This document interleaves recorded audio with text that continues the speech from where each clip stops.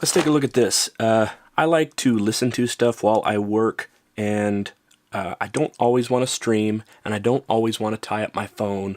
This is a way around that, to me.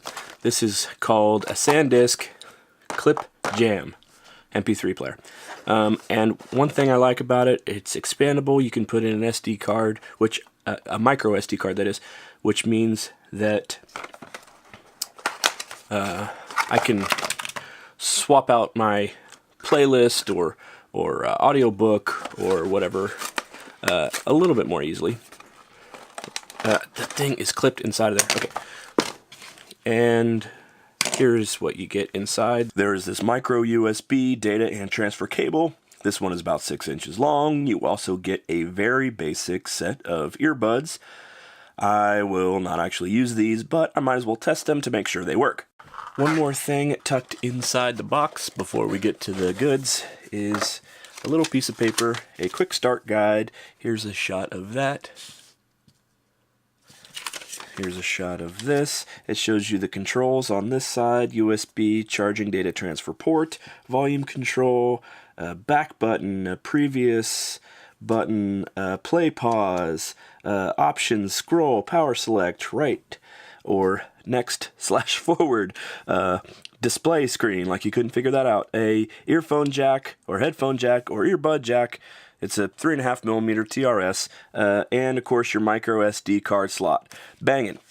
One thing you might like to know is it does not come with any power brick. Before I use it, I'm going to go ahead and power it using this.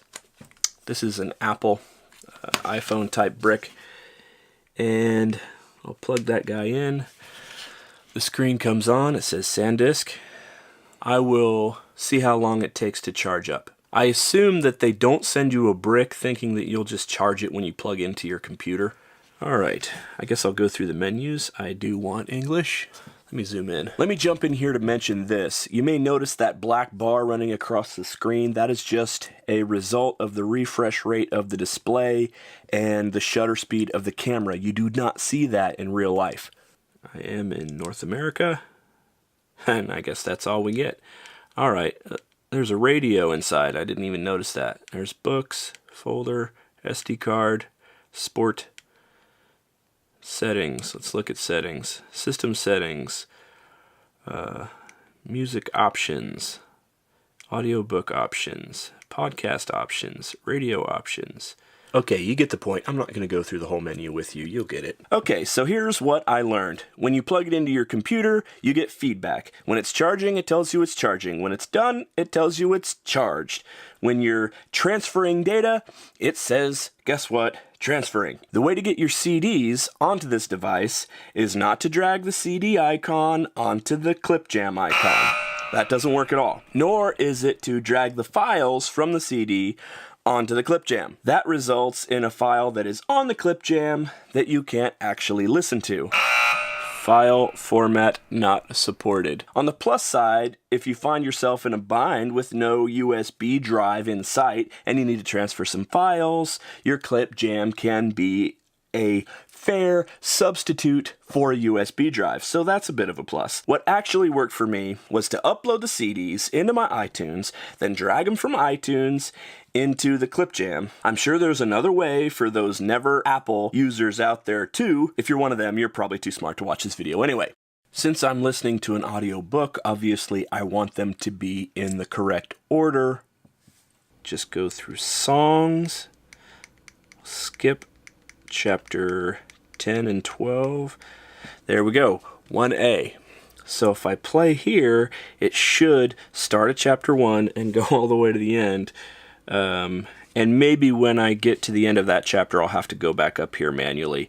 I don't think that's a problem. Let's look at the radio real quick. Considering there's no external antenna, it actually works pretty well. You can see I'm just about out of battery.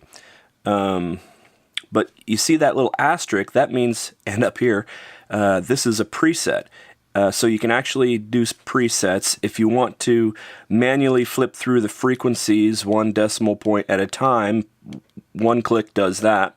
And if you want to search for the next one, hold it down for a minute and it'll find the next available station. And It even gives you feedback on the station and the artist. Once you find a station, it gives you the call sign, and it gives you the song that's being played, the name of the station, and all that kind of stuff. It's on a commercial on that station right now. Let's find another station. Okay, 92.1. Now, I want to add that station as a preset. I just push this bottom button here, and I say add this preset. And it's as good as that. Now, to get to my presets, I go radio. Let's see. I go radio. View all presets. And there they are. I have, 3 of them or whatever. But nice little setup. There, I just ran the battery dead finally. Anyway, so that's a nice little feature. You could actually use this radio. The earbuds do work. The cord is very thin. If you abuse it, it will probably break. It's about what you would expect for a $5 or $10 set of earbuds. That's not why you bought the device anyway.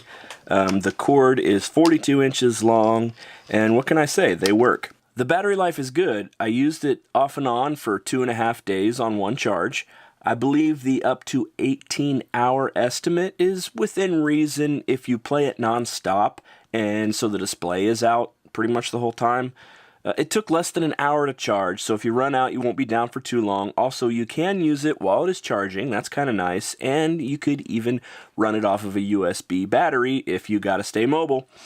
I do recommend this device if you are on the market for such a thing. I think it'd also be a pretty good gift. Link in the description.